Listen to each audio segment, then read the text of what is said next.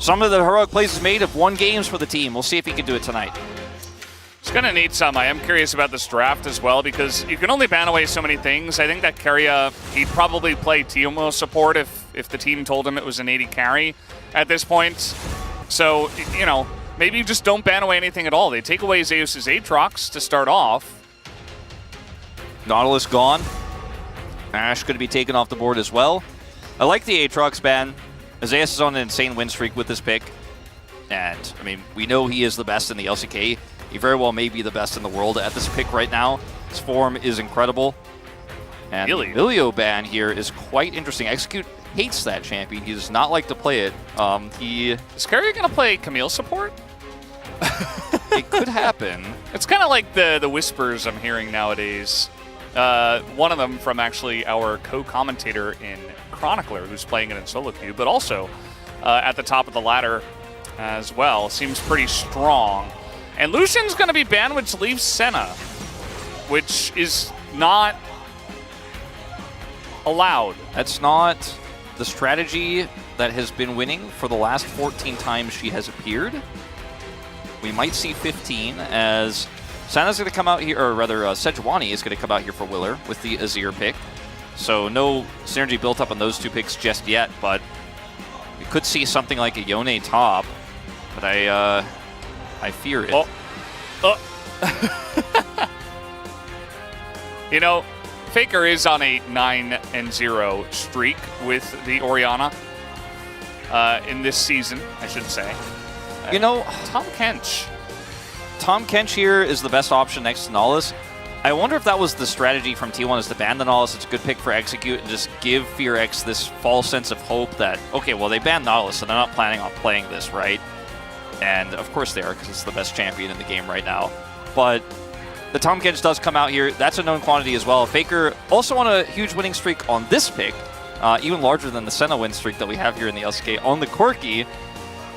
The numbers aren't lining up for FearX right now. They are really not lining up for FearX. So Varus is the answer to the Senna Kench. I've never seen this attempted before. Okay, this is a better option, I think. It's definitely going to be able to match the scaling a little bit better. Is they'll lock in the Rakan. Yeah, Rakan currently seeing a lot of success in the LCK, even alone, regardless of the Xayah, which probably you don't want to see into Corki Senna, please. But, you know, we'll see what they decide to do. The Rakan itself, though, has been pretty good. You have some decent, reliable engage, some hard engage, and you have the Sejuani as well. I wonder... there's a Tom Kench on the other side, so... I wonder if Henna would be interested in playing Jinx in this composition, because you have a lot of ways to blow up a single target, and the range that Jinx has can follow up pretty well. And before Senna starts to stack, you'll be able to kind of meet her in the middle there. The Varus is 100% going to be banned, right? We knew that from the outset. That was not going to come through when they decided to prioritize the Rakan. But maybe the Rakan plus Sejuani and the Azir ultimate gives you the opportunity to get Jinx excited and then carry the fight front to back that way. It's just a thought I have here, because clearly something unusual is going to come out. If it's the Xayah here, then we got to talk to Ryu after this. Because I don't think that is ever going to be the answer in this one. As Poppy taken away here. So Zeus's pool, you know, is quite large. He'll play anything, but they're taking away some of the best picks here into some of the remaining available ones, like the Cassante. Xayah is banned away, so they're not even allowed to play it. Surprised T1 decided to go that way. It's going to be Tristana bot. Yeah. Pretty interesting. I thought, you know, maybe with the Poppy going away, we're thinking about some kind of aggressive pick in the bottom side. I wasn't expecting Tristana. And you ban away the Gnar and the Poppy and the Aatrox, and you don't take Cassante. Yeah, I feel like that doesn't seem right. My most frustrating point of this is, yeah, you're going to get counterpicked for clear this way. Technically speaking, Twisted Fate. So we'll see how this one goes. But nobody would have expected you to pick Tristana. You didn't need to lock it away here. It wasn't going to be taken away from you. You could have gotten a prio pick instead, a safe one. And now let's see what the counterpick for the Twisted Fate is going to be. Viego ties this composition together so incredibly nicely. You have pick potential with the Twisted Fate. You have so much range with Senna. You have more, you know, damage output at range and also sustain with the Senna here. Very difficult to punish this composition. And you could save the Senna, you could save the Corki. Smolder top. This is... Are we going to see it? Smolder top sounds like a disaster in this composition. Thank God it's not going to happen. Oh. Yeah. I was about to lose my marbles. They're about to be all over the floor, bouncing down the Lol Park stairs right behind Coma down right over there. You see them flying down. Somebody's going to trip over that. Would have been a hazard for all the staff here. Glad that didn't happen. He's going to play Jax, which is going to have a better time. Works well with the Sejuani. You got Permafrost synergy. Yeah. It's going to be hard for Viego cards, to win. Yeah, and right? Exactly. It's going to be hard for Viego to win that 2v2 with the Sejuani up there. Definitely a strong pick here for Clear, and it's obviously one that he's fallen back on many times this season. Comfort pick for him, a pick that he's played so much last year when Jax was actually at the forefront of the meta. It was one of his better picks, so I do like this a lot more than Top Smolder, which might have actually just been a hover trick there, but good luck stacking that one up. We have seen it in other regions, I believe, and solo queue, but yeah, with what they already had, that seemed a bit strange, to say the least. I'm very surprised Cassante was just kind of ignored, right? They elected to go for the TF blind instead. Is that Junghyun? Yeah. It's Junghyun! Hey, what's up? and cheering for Fearex. She's with another announcer as well. Worked with her on Cartwriter, so hanging out. All the announcers, they know each other, they're friends with each other. They're going to come watch League of Legends together. As this T1 comp, it does everything, and it is going to scale. It is going to have mid-game power. Fearex, let's see that Tristan execution. That's all I can say. It's going to need to start in the bottom lane. Let's see it. Game number 1 starts now.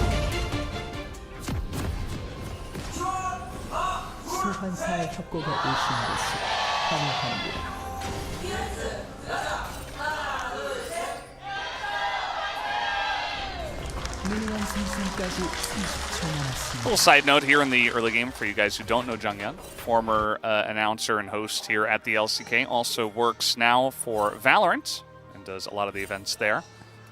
I would assume the majority knows, but for you guys who don't know, we're like, hey, it's Junghyun. They're like, who's that? So clearing that up. But yeah, here we are in game number 1, T1 versus Fearex, and they have gone for some interesting picks. It's no crazy AD carry for Keria, but he is a long-time fantastic Tahm Kench player. Yes. And they got Senna. And they're playing TF top.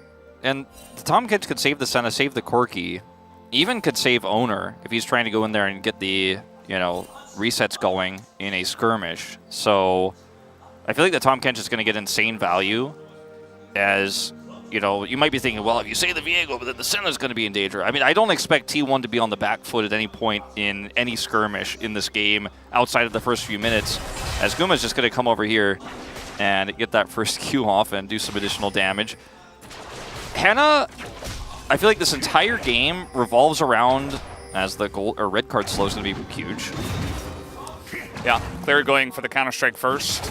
And you see that Zeus doesn't really care because Counter-Strike has a much longer cooldown than the pick a card. So at level 1, not really the play, I think, to get onto the Twisted Fate. I like the call to go for red as well for some additional damage. Counter-Strike going to be used to dodge this gold, and then that's it. Now Zeus has control until your next Counter-Strike, and you're going to get frozen out of some of these minions here. Very frustrating. As your melee, he's ranged. There's a gold card. You don't have a Counter-Strike for that one. Yeah, and Zeus is fantastic for his Gnar spacing. That was always the champ we were like, wow, he's really perfect at playing right on the line between getting too close and being too far away to not do enough damage. So I would expect this TF is going to be pretty insane in terms of the laning phase, and we're already seeing a bit of that extra harass in this game. Okay, another one to connect here. Now he has level 3, so he's going to stack that passive as well on his autos. And, I mean, it's not a fun time, let's just say that, as should be able to get this cannon minion and the melee as well, but falling behind in CS, decides to Counter-Strike here just to get the cannon. Still takes damage here as Zeus, the spacing has been pretty legit, let's just say that, VODS. Yeah.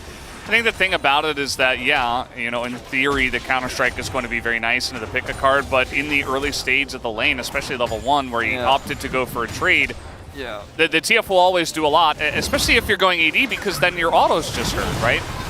As Hannah goes in, and gets hit by the root and is in a bit of trouble, will hop away. So that's the end of Tristana's ability to do anything on this before this first back. Right there, off of an insta root from Guma. Really well played. As Faker also, 20 win streak. So he's 6 ahead of the Senna. Yeah. And they will go, those streaks will continue together. His closer may have to flash. Oh, trying to predict it, and closer just stares at him. Good call from closer. And there's a pause. Now, nobody get ahead of themselves. Nobody panic. Nobody panic. All right. Everyone.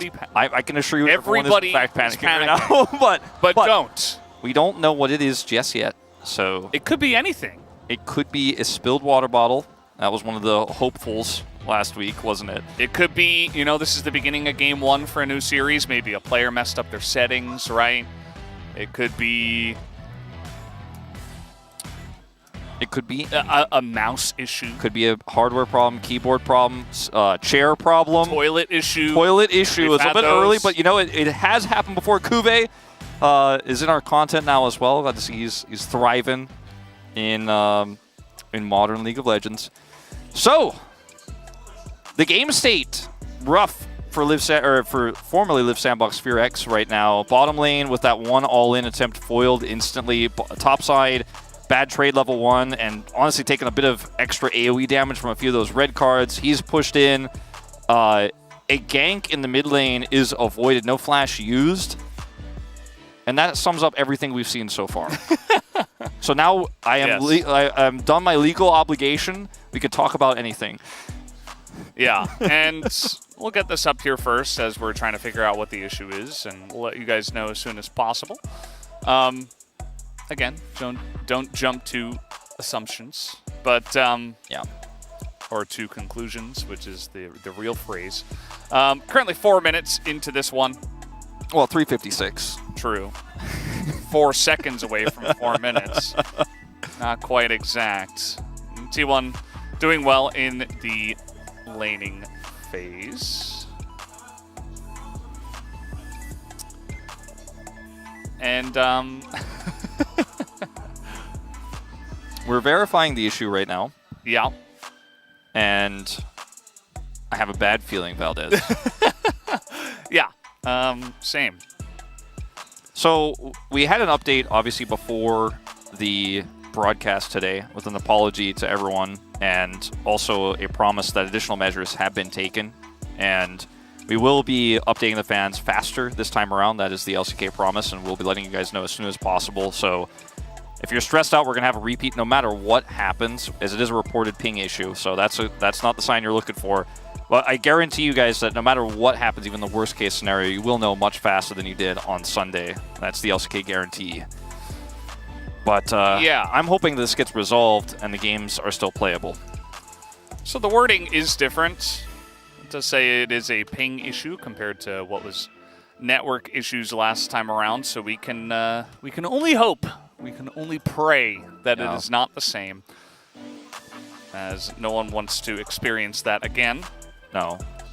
And it is very early on in the game. The difference between this pause and the D+ DRX pause was that game was almost certainly decided. It was almost a game that you could, if you calculated by the rulebook, actually award a win. We are very early on in this one, and T1 has a very significant advantage.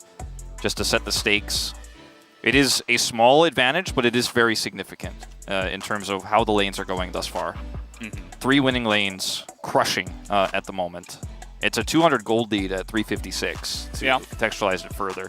Also, if you're just tuning in for the T1 series or the Fear X, regardless of if you're joining us for the second series, the first series was totally smooth, no issues. Just kind of went through it very easily.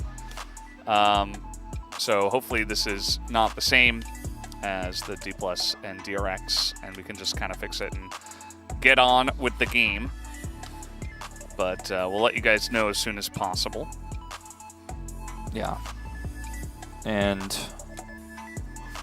some questions being asked. I want to remind everyone that even if you're at home and you're frustrated with this, and anyone who's in the live audience is frustrated with this, I guarantee you there are 10 people that have the right to be the most frustrated, and it is those 10 players sitting on stage, as they were last week as well. And,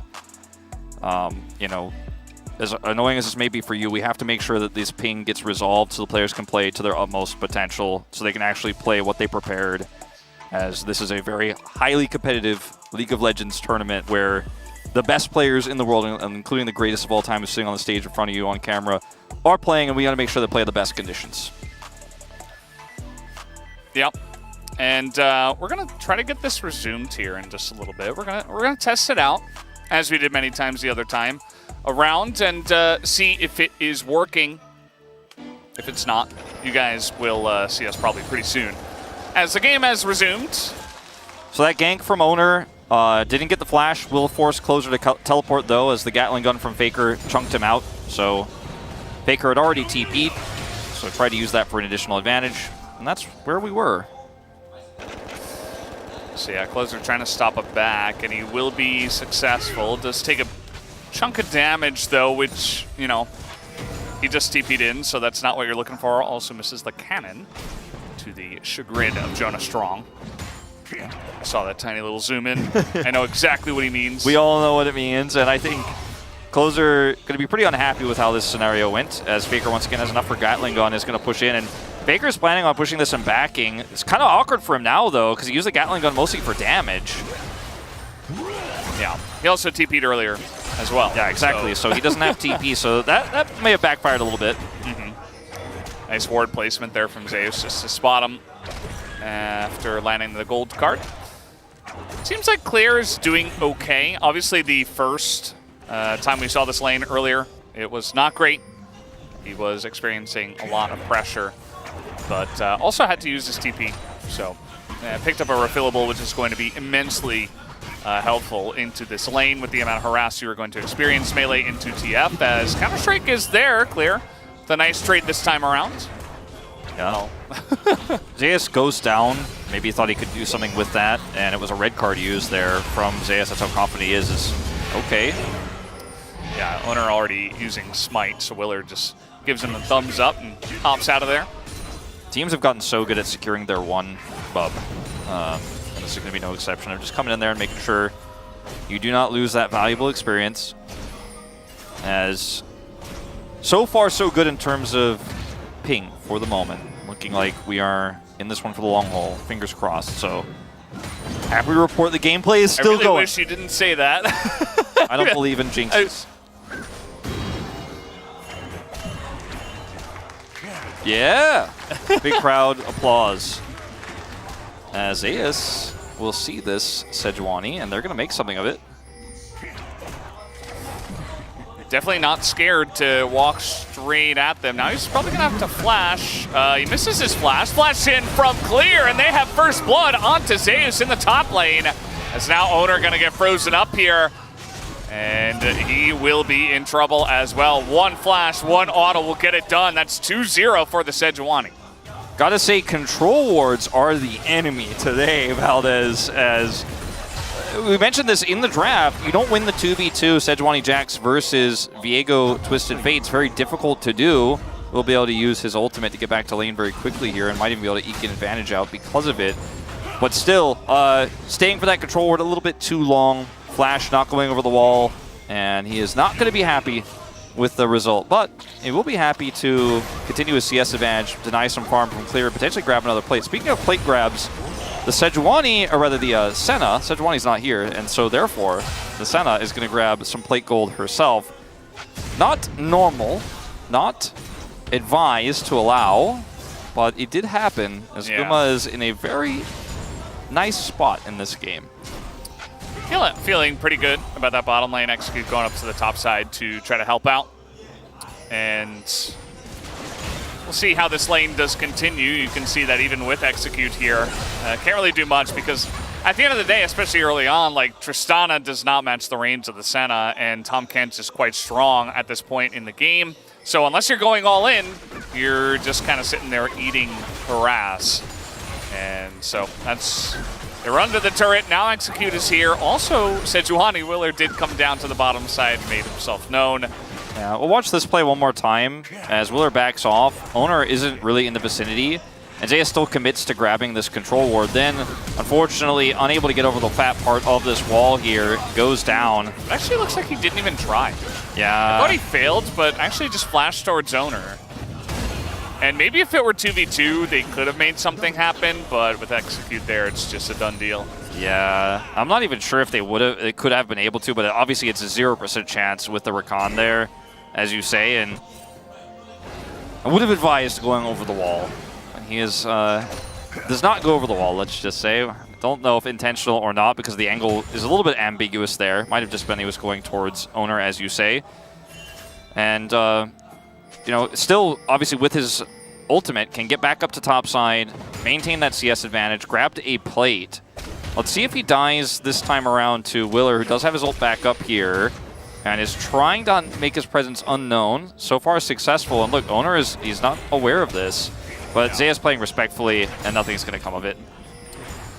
Yeah, Clear also standing on a ward.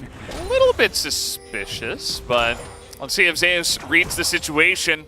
He is up against this right wall, and he does not. He is going to get knocked by the Sejuani. There is the Permafrost as well, and the Sejuani ultimate, and that is the second kill onto the TF top, which these TF tops have been having a hard time of surviving today. Well, people are super annoyed with how oppressive the pick can be, and you need jungle attention if you are going to have any chance of getting this Jax to be relevant.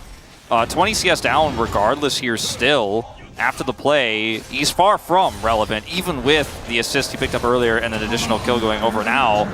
But it is at least going to keep Zeus down for the meantime, as it looked like Zeus really was aware. But I guess maybe we gave him a little bit too much credit there and just wanted to come out and push an extra advantage. Permafrost there after the Counter-Strike, clean to stagger those CCs to make sure that he does go down the ultimate as well, kind of cherry on top for Willer at the end. So 2 kills for the Sejuani. Clear's picked up 1 himself. What does it mean by default? It just means that Jax is now going to actually have a good time, but at least he's got some gold in his pocket.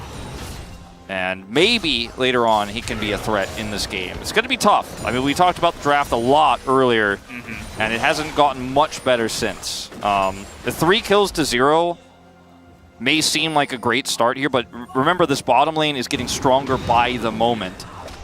Yeah, and the CS difference in the jungle as well as the top lane is still pretty prevalent, right? So T1 hanging in there in terms of gold and keeping it even. They also got the Infernal Drake.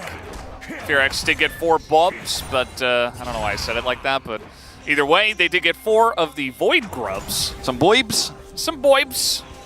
And now they're actually looking to get on top of Clear here, who is not going to have Counter-Strike and does not have his flash for about 5 seconds. Do they have the damage? Yes, they do, as Oner will take him out with his nice ult, as that's going to give Zeus some breathing room. Zeus also went for Cull, so he's going to have a big gold injection in just a moment. Faker is in control of this mid lane, is even able to steal some of those Raptors away. And Zeus just walks up to Clear, and Clear has had enough, wants a Counter-Strike, and wants to put the threat on, but he's met by an angry Viego. And now he's going to teleport back here. We'll miss the cannon, unfortunately. No! Oh, no! Okay. See, I can jinx anything, Valdez. You are all powerful today, Wolf. Don't you dare mention what you mentioned before. Nope, I will not.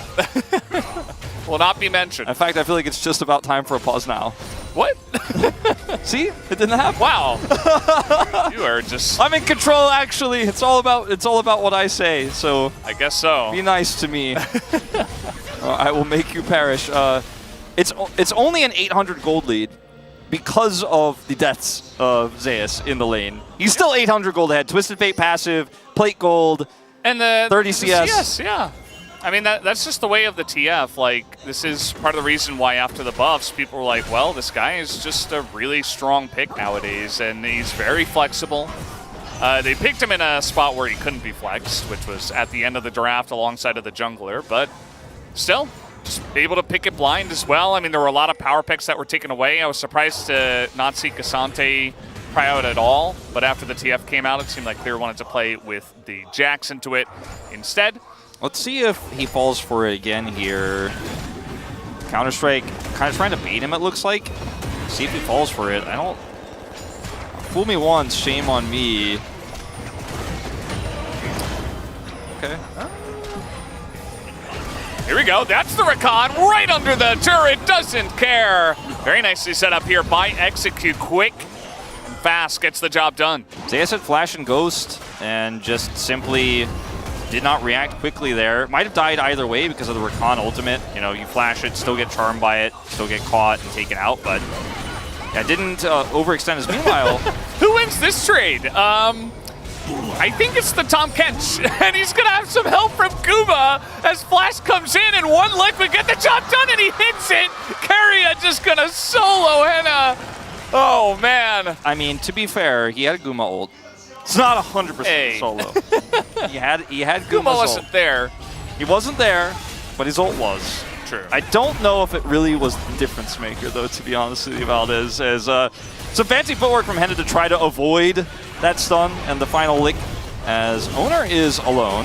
Yeah, ult's gonna come out here. He's got Rakan nearby as well, but they have taken quite a while to get in onto Oner, and they don't necessarily want to enter the jungle. Although now with 4 people, they got a Jax over the wall. That's Guma in a lot of trouble. He will flash himself to get out with just a tiny bit of health, as now Oner might pay the price for it, but don't execute. Nearly gonna go down. Oner looking for the kill, as maybe they did go a bit too far, as the rest of T1 is coming in. So many low health bars here on the side of FearX. Henna the last person to join up, as Guma's looking for it. He will pick it up, as Execute now doesn't have the damage to take out the Senna, and T1 eventually will win the fight. That's just T1 things. It seems winnable. It seems like they've overextended. It looks like the gaming is a little too happy. And then you feel like, okay, well, I got this as Keria. He's having a great time. We're not even going to watch that. He's having fun. We'll watch the other one instead. As, yeah, it's just Tristana thinks that she can win this fight and actually gets devoured here after the ultimate, so actually makes her further away from her turret. I think he called for the ult too. Not 100% sure on that. Well, doesn't miss the Q, and that's that. Over here, this is trademark T1. One person against the world. It's usually Faker. In this case, it's Oner. And then the rest of the team is super split on what the call is. They're waiting for clear. They want him to make this engage over the wall. He's got flash. But then Guma flashes the wall before that last auto goes off here. And at this moment, you have to continue the play because there's no way out, right? But there's a turret here. They don't have enough range to actually follow up on this. The Tristana, if she's here, she has a field day, but she's not. So T1 just clean it up. And it's a massive advantage for them now after what looked like maybe Oner getting caught. He just bought so much time. Flash and ult available. And then the gold card here to save Guma. I mean, you get nothing. You lose, good day, sir. You know, it's a Willy Wonka moment. Yeah. Pretty rough stuff for FearX. Looked good at first, but not meant to be, I suppose. Nice little jump in the graph for T1. As some low turrets that maybe they're able to get. A nice ult goes in on the Zeus as they're really trying to bully the TF. And they will be successful in doing that at least. 2 kills for This Is Here. Starting to get online. Sitting on the Gnasher's Tooth and the Amp Tome right now, but we'll be able to grab a turret for his trouble as well after the play. So very successful knockout of Zeus this game. 4 deaths. Like Keen before him, ended up still winning that one, despite having all of the attention onto him.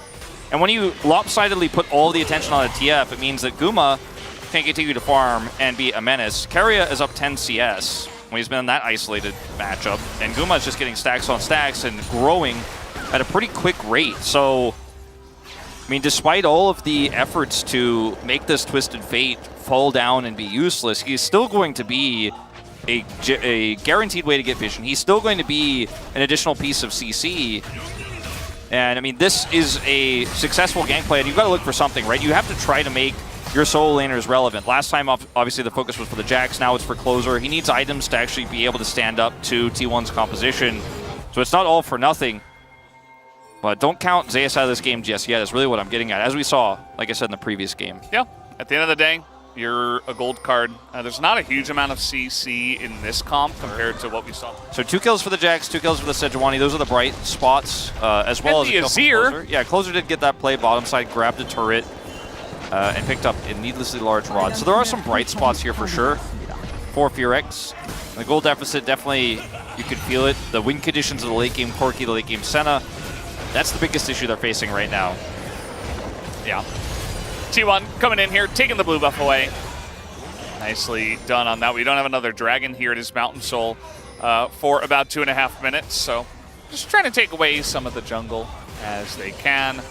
Zeus off in the side lane ready with his ults, if any action does break out. You see, he was moving over. They thought maybe something was going to happen. But yeah, as long as he's farming in a side lane, will be very annoying as this game comes along. Clear does have teleport. That turret is down bottom side. Not much for him to do now at this point in the map, because both of the outers, top and bottom, are down. So to wait for a bigger objective as Oner should be fine. He's going in. He's like, no, we win these. And he's going to, you know, essentially swat them away, not taking too much damage either way. Oner's roots have been, or rather, Guma's roots have been very accurate this game on the Sejuani.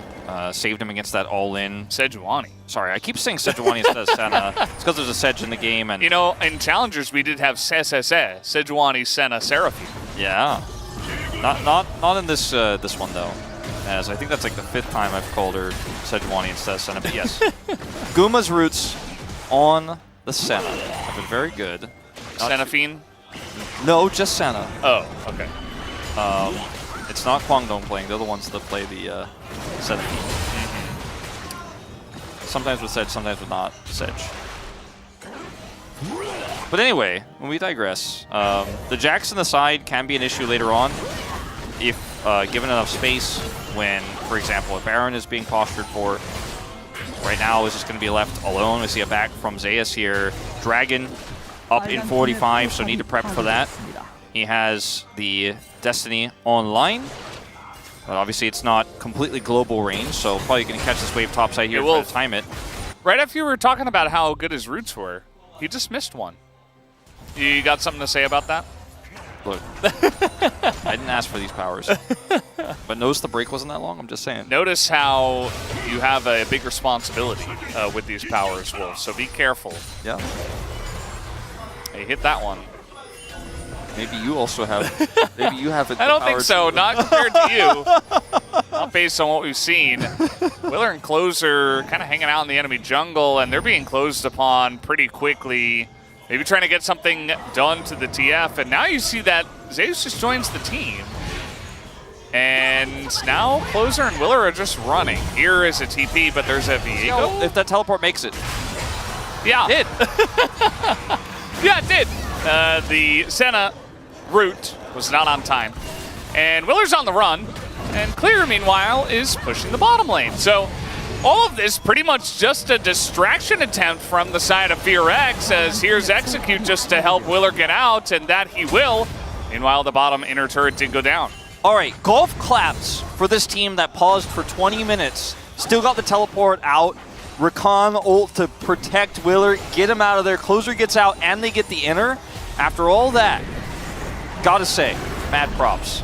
Still, T1 will, of course, charge this Herald into mid. They'll be able to pick up a turret themselves, so a turret can trade for a turret. Inner, arguably more valuable, as this Jax is well and truly online now. Trinity Force is complete. And let's see what you cooking. Did that do damage? I don't think it does. No, I don't think it does. But you might be able to get a charge on that bottom inner turret. Probably can. I mean, nobody's there. So I guess they just will. Maybe Clear gets there on time. Oh, no, it's just not going to charge. Okay. So there you go. The Rift Herald is done. Mid-turret went down. And, you know, the game, definitely T1 favored right now, especially with the Dragons, but still feels like this could be winnable by the side of FearX. I mean, they're only about 2,500 gold behind. They do have Azir and Tristana and Jax, so it's a triple threat. You got 3 potential threats as the game does come along. I know we did talk about the draft a very long time ago at this point, but you know, we'll see how they do play this one out. Yeah, we'll have to see. Of course, the Corki for that next dragon fight is, you know, still going to be sitting on 2 items, and you know, the package will make a large impact there. I believe he's only really used 1 package this game, and it wasn't in a team fight. And if I remember correctly, because it's been a while since this game has started off. But either way, we'll see if they can get that Mountain Soul. It's going to be massive. Zeus does not have vision, but he's reading this well. Let's see. Yeah, Clear is getting in there. This is where we're at in this game. Oh my god. Yeah. I'm pausing.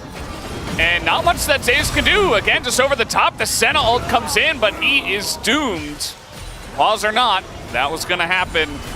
And again, Fearex just keep attacking the side lane.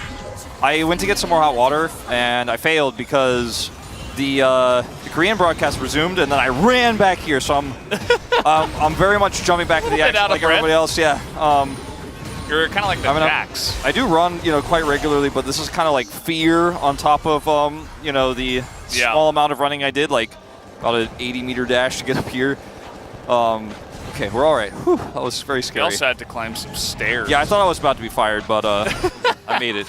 We could always do the VODS solo cast. And or the Wolf one if I... And Ji-san got my back. She waited for me for the unpause. Unfortunately, that'll be the 5th death for Zeus. And to bring it back to the game state for just a minute.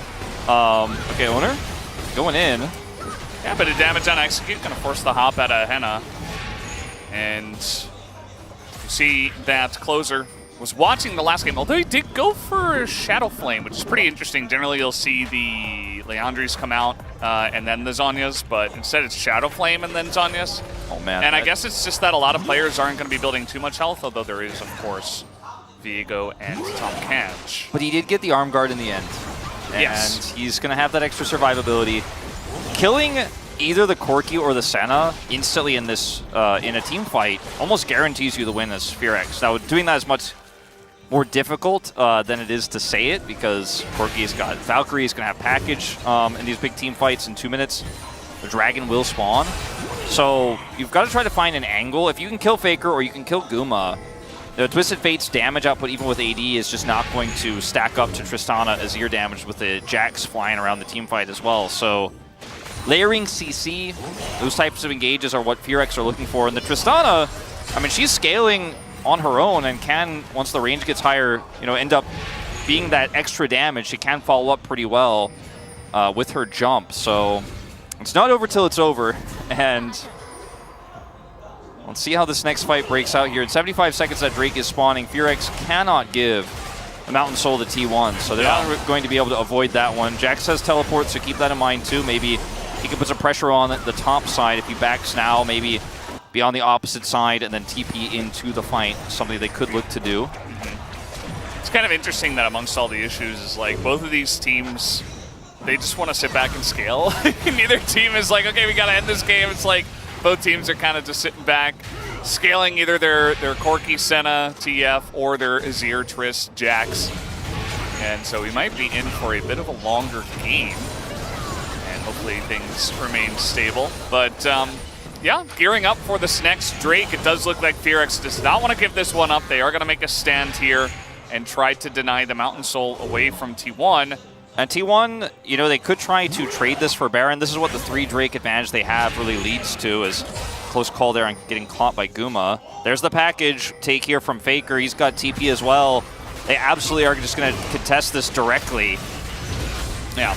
Interesting TP. I guess he really wanted to be there right on time. He has 3.5 items already with the Eclipse and the Malignance done. He doesn't want to give Clear time on the side.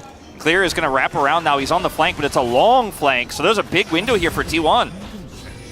Yeah, the package, I think, is going to be pretty critical. Clear is on the flank, but they have pinged this out. They do spot him with the Senna. His damage already getting in on this one. We do see the TF ult utilizes. He is going to get in onto Execute, who has a McHale's very nicely timed as the package comes in. And T1, they are isolated. The Zeus is very far behind this fight, but Execute is getting pretty low, and now Clear is getting slowed up as Keria is just in the back line. The assassin, Tom Kanch, gets the job done and will take out a couple of members eventually with the help of his team. That should be the Soul going over to T1.